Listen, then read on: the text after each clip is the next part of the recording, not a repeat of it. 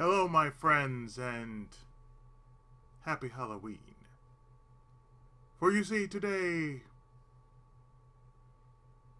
I plan to get this done and over with, but it might take me a couple of days.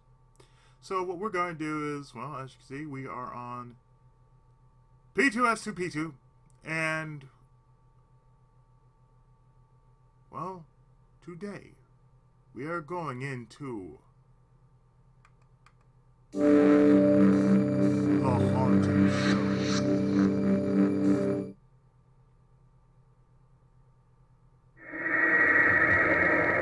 Now we have three tales: the cramped elevator, no refunds, no returns, and the next person. Let's start with the first tale, the cramped elevator.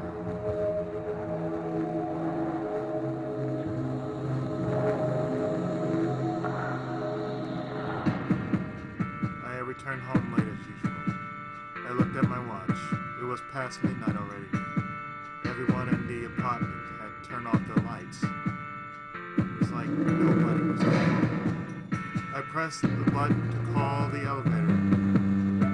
It was on the B1 floor, but it moved up right away. The elevator's open. Someone else was already in the elevator. It was a lady with long hair. She was staring down at the ground, facing the wall. By the way, if there are some jump scares, I'm just letting you know. There might be jump scares, not sure. Even though the elevator's door had opened, she didn't turn to face me. The apartment building was 13 stories tall. I had no intention of going up the stairs. The elevator was small, with an area of 4 meters, or roughly 13 feet. I hesitated about getting in with such an odd lady, but I figured I had no choice. I didn't look at her. I just pushed the 13th floor button, then I reached for the close button. That's when it hit me. The 13th floor button was the only one that had been pushed. None of the other buttons were lit. Where was this lady going? Facing the wall, with her eyes cast downward. When did she even get onto this elevator? Did she get on from the B1 floor just as I hoped? Was the elevator already moving when I pressed the button to call it to the first floor? There was one other thing I noticed as my hand reached for the close button. Another strange thing.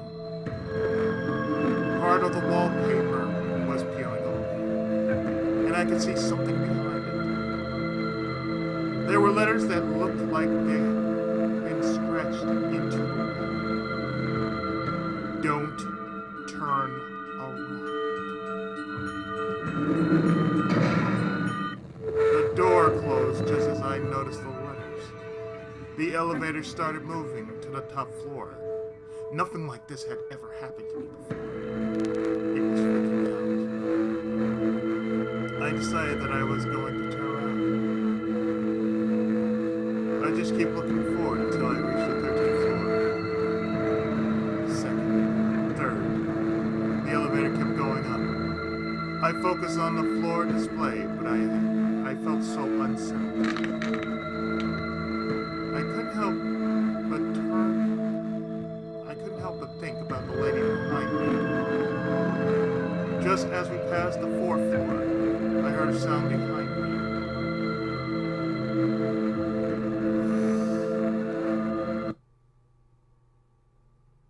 I focused on the windows, the elevator doors, behind floors. The wall was black, so I could see the reflection of what was happening behind me then. The lady's head had been pressed against the wall, but she slowly turned to face me. I I couldn't see the expression on her face.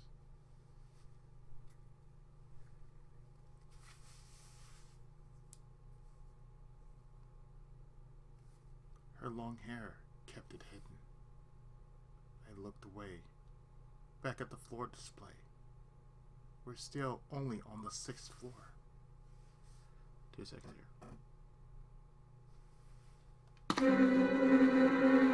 I heard her take a step.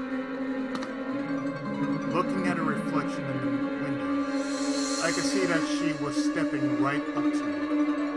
In a few steps, we'd be standing side by side. Here in this small elevator, there was nowhere to run. The last time I looked at the floor display, it said 10. Her footsteps stopped right behind me. I could see her face reflected in the window now. Her eyes met mine. She kept looking at me with a stoic expression, and then slowly stretched out her hands. Her hands passed over my shoulders as she reached her arms over from behind me.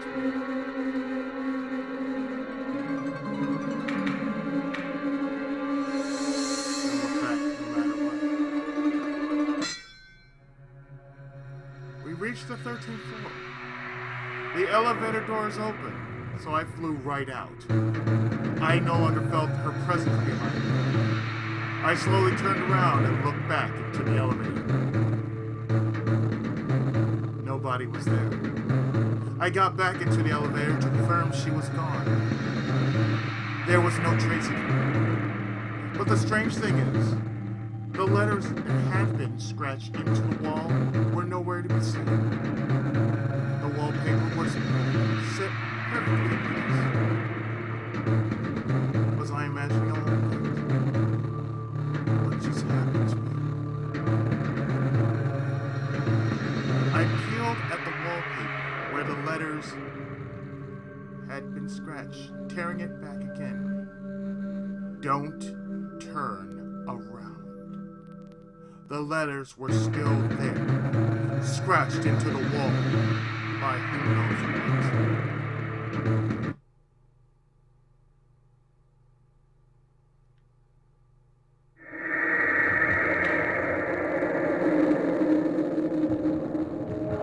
Tale number 2. No refunds, no returns. I recently started bidding in internet auctions. After entering college, I found myself a part-time job, and I've been wanting to do something fun with the extra money I had to spend. When I got home from work that day, I headed to the computer and turned it on. I had my eyes on a Polaroid camera. We were going to be holding a party to welcome new students, and someone suggested doing a photo registry of the people who attend. You might wonder why I'd buy a Polaroid camera in a time when digital cameras are so prevalent. It's because they don't save any data. Girls I'm meeting for the first time might not feel comfortable letting me save their picture. So, one of my classmates suggested a Polaroid camera. We drew lots to decide who would get it. That was also his suggestion. Plus, there was something more familiar and impactful about this sort of photo. Muscle memory kicked in, and with a click of the mouse, I opened the usual webpage. I made the obvious entry into the search bar, and voila! Over 100 product results were lined up. I didn't know all that much about cameras. I figured that long as it could take a photo, it should be fine. I started looking at the results, starting from the top. Used in pristine condition. No scratches or smudges. No refunds, no returns. caught my eye was an antique camera. I liked the quirky design. The bid was currently at exactly 1,000 yen. The fact that the seller had no history of transactions gave me pause. But the cost was only about the same as a reasonably priced lunch. That's all I made of it. The next day, I received an email that I'd made the winning bid. The doorbell rang. My classmate, who had come over to visit, got the door for me, and he even stamped the receipt for the delivery. He said he needed to check the camera because he was worried that any camera I chose might not be all that great. But the truth is, he just loved cameras and was curious about it. He opened it quickly too. After ripping it out of the box, he unwrapped the camera itself. He said the name of the camera out loud, along with some letters and numbers, as he happily held it in his hands. I didn't know anything about cameras personally. But what really caught my attention wasn't my classmate geeking out over the camera. As I moved to clean away the box, I noticed that a single photo had fallen out. The photo seemed like it had been placed in the package with the camera. It looked like it was about a decade old, with a woman holding some fireworks and a guy standing in front of her. But the previous owner included the photo intentionally before sending it. I considered the possibility as I carefully picked up the photograph. There was something odd about the photo.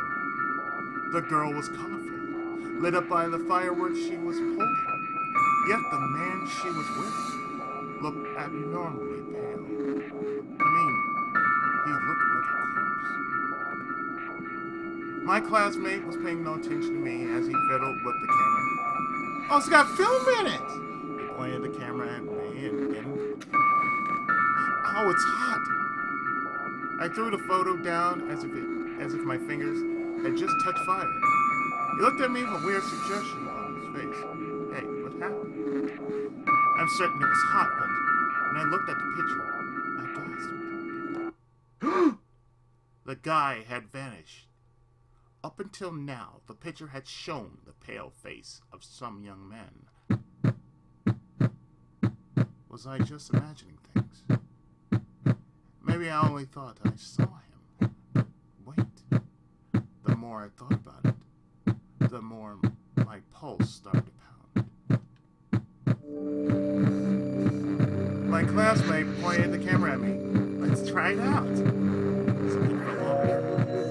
I reached out to stop him, and that's when I felt something behind me.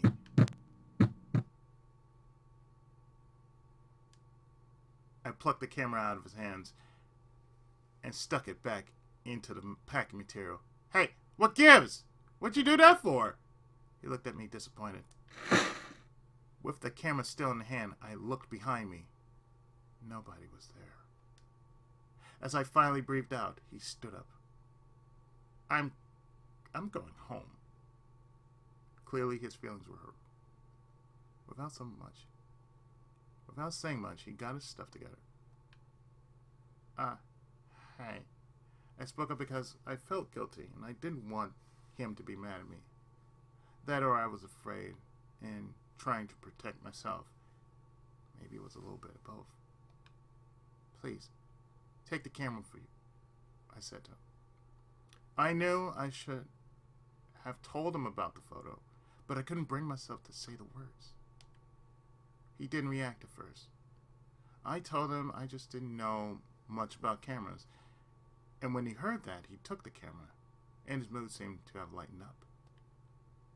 Days later, I got a phone call from one of my other friends in that same class. They told me that my classmate had been hit by a car. I felt like my heart was going to jump out of my chest. I knew something was up once once I saw that photo. Somehow I could tell. I knew something bad was going to happen. But now, with the worst case scenario staring me straight in the face, there was no way I could sit back calmly and not panic. I thought I should take another look at the email that I had received from the seller. So I turned the computer on. It was gone. There was nothing to indicate that it had been deleted, but the sender's email was nowhere to be found. What was going on here? I had thrown away the photograph along with the packaging too. It all felt like some kind of nightmare.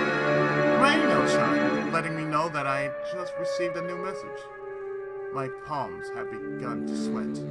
I quickly clicked the inbox tray. It was a message from that auction site, letting me know that I made the winning bid. My heart started beating faster. I hadn't made any bids. I wanted to delete that email right then and there. But I felt like even if I did, this creepy stuff was still going to keep happening. Feeling like I had no other choice, I opened the email. The item I had won was a Polaroid camera. It was the same make and model that I had given to him. Then I saw the sender's name. I felt like I wanted to breathe. I looked away from the screen. It was insane. The time that the camera had been put up for auction was the same time that he had died.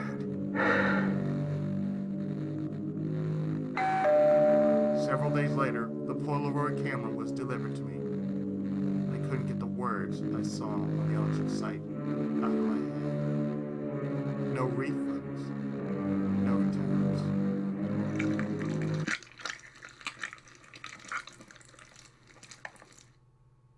What the hell was that sound?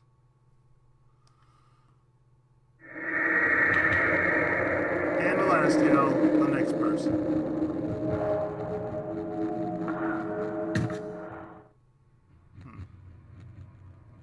Felt really bad. Having just been pulled out of a dream, I still felt kind of out of it. Give me a break.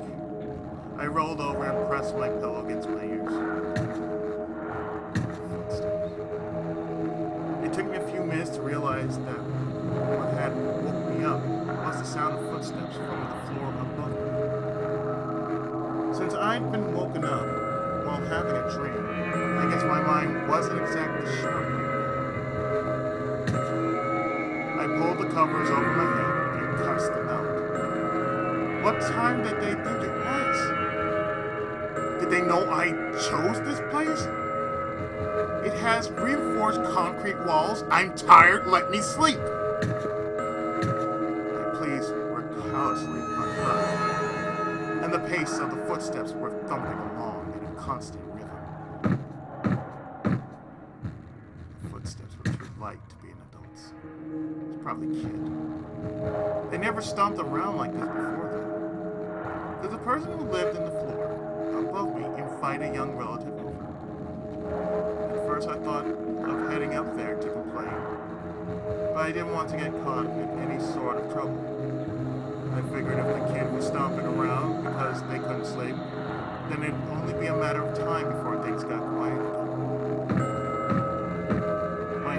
Turned out to be incorrect. The shower footsteps continued until morning. The same thing happened the next day. And the day after that, the footsteps would start up in the middle of the night like clockwork. I was getting less and less sleep with each passing day, and my patience was starting to wear thin. On the morning of the fourth day, I finally called the company that manages the apartment.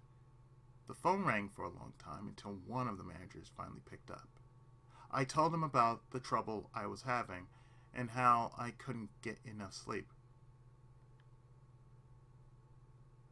Ah, sounds like we're going to have another resident leave the apartment in the middle of the night then. Hearing the manager respond as though he couldn't do anything about it disarmed me. I asked him if he could explain himself, and he told me about the situation. My apartment number was 604. All of the renters in the floors above me had gone missing, one after another. It started 3 months ago with apartment 1004. Weeks later, the same thing happened in apartment 904, then apartment 8004.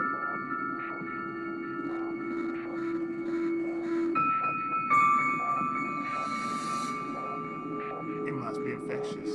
His desire to up and leave in the middle of the night. The manager gave a dramatic sigh. But I'm the one who has to deal with the fact that they're delinquents on their payments. He said this as if he wanted my sympathy. What? Did he expect me to just sit here and commiserate with him? He wasn't going to get any sympathy from me. At least 3 people had gone missing right over my head. Anybody with a lick of common sense would realize that something funny was going on. I wanted to move out, of course. But even if I wanted to move, I couldn't just move out that very second. I couldn't tell the manager that I was planning to move out either. It was going to take time and money. But I hadn't saved up enough money to move, naturally. In the end, I told him that I'd be cautious and hope for the best. And then I reluctantly hung up the phone.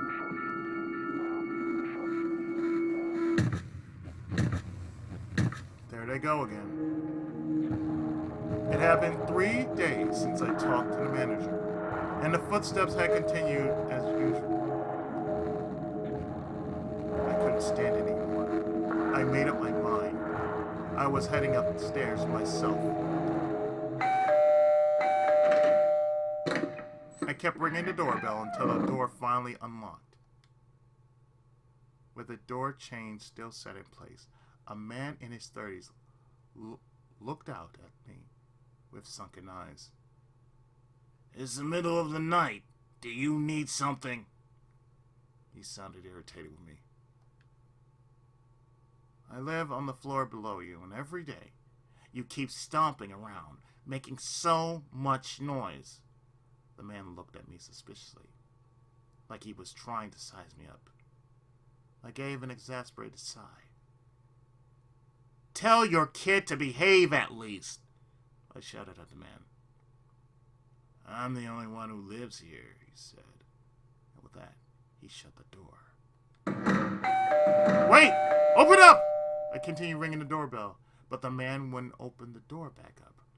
Worried I might attract the attention of the other people on the floor, I backed off and headed back downstairs. I returned to my room, turned off the lights, and tried to go back to sleep. Then the footsteps started up again. They were as annoying as ever, but today there was also something eerie about them, and sinister. If that man really doesn't know anything about the footsteps, then what exactly was causing them? I tried to cover my ears, but I could still hear them. It seemed to me like the footsteps were coming closer. I could hear them again today. I don't know how many days it's been at this point. My head felt like it was spinning. I felt funny, like I was drunk. Maybe it was the sleep deprivation doing this to me. I tried going back to apartment 704 many times after that. But I was never able to meet up with the man who was there again. His mailbox was overflowing with newspapers. Maybe he went on a trip. Or maybe he went missing like the others. Either way, those footsteps were there. I've been a nervous wreck lately, and I'm guessing it's because I haven't been getting enough sleep. On my way home from work, I saw crows standing on the roof of the apartment, and they creeped me out with all of their calling. noticing it and going. For some reason, the crows have been flocking around the water storage tank. A disgusting thought ran through my head. I tried talking to a friend of mine about it, but he told me I just need to get some rest. Maybe my friend's right, I thought. Maybe this is all just in my head after all. I should go and tell a doctor about everything. Maybe the doctor can prescribe me some medication that'll help me get some sleep. Those were the thoughts I had started to gnaw on, until a droplet of water struck my forehead. I looked up at the ceiling and saw a stain that had spread all the way to the wallpaper. Droplets of water had been forming on the ceiling, and they had begun to drop right down onto my bed sheets. Was water leaking down from the bottom of the bed? And then I remembered. I hadn't heard any footsteps. The water wasn't stopping. It continued to fall, drop by drop. I started calling the manager, but it was the middle of the night, so there was no way he was going to pick up. Had the man in apartment 704 returned? Or was it something else?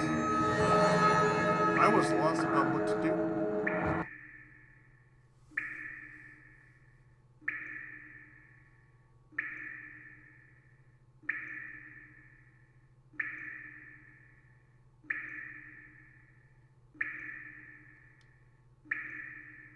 I didn't feel right about staying where I was. I quickly put on a jumper and climbed up the stairs. When I arrived at apartment 704, I rang the doorbell just like I did the last time. After ringing the doorbell for the second time, I could hear the door unlock. So there really was someone in apartment 704. I felt a wave of relief pass over. The door had opened, just a crack. The door chain didn't appear to have been set. I waited for the man to show up, but it remained quiet in the apartment. I took a peek through the gap in door, and I couldn't see anybody inside. The sense of hesitation inside of me was getting bigger and bigger. Still, I couldn't just ignore what was going on. The water was dripping down into my own apartment after all. I tried to keep my trembling hands steady as I turned the doorknob. I opened the door slowly. I heard the sound of water coming from my room in the apartment, the bathroom. I tried to flip the switch to turn the lights on, but they still didn't turn on. My heart was pounding so loud I could hear it. I asked myself, should I just head back? No, I had already come this far. It was too late to turn back. I moved forward, guided by what little light there was, and opened the door to the shower. There was a kid inside. I felt my pulse race, but I managed to calmly ask the boy a question. Hey, little guy, where'd the man who lives here go? The kid stared at me. He went somewhere else. They all did. His voice was muffled, and it echoed as if it was bubbling up from deep under the water. I took another look at the kid, and saw that there were drops of water falling from his hair. Please don't leave me here, mister. I got goosebumps. I tried to turn away and run, but then I felt someone grab my hand from behind. The hand was sticky and wet. Please don't leave me here. My feet started sinking into the floor. It was like my feet had gotten stuck into the marsh, and I couldn't pull them out. We're gonna be together forever now, aren't we? The lukewarm water slowly started working its way inside of my body.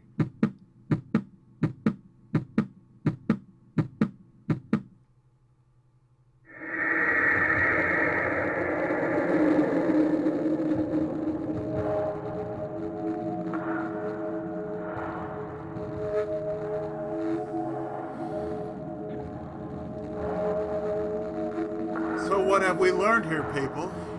Tale number one, don't turn around. Tale number two, be careful what you buy. And tale number three, move right the fuck on out.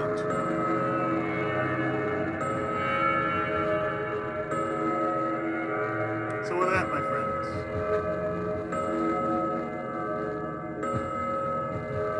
I'm your friendly neighborhood Tenkaichi, and this was the Haunted Zone for the PSP. See you soon, and be safe, my friends. Happy Halloween, Tenkai Muso.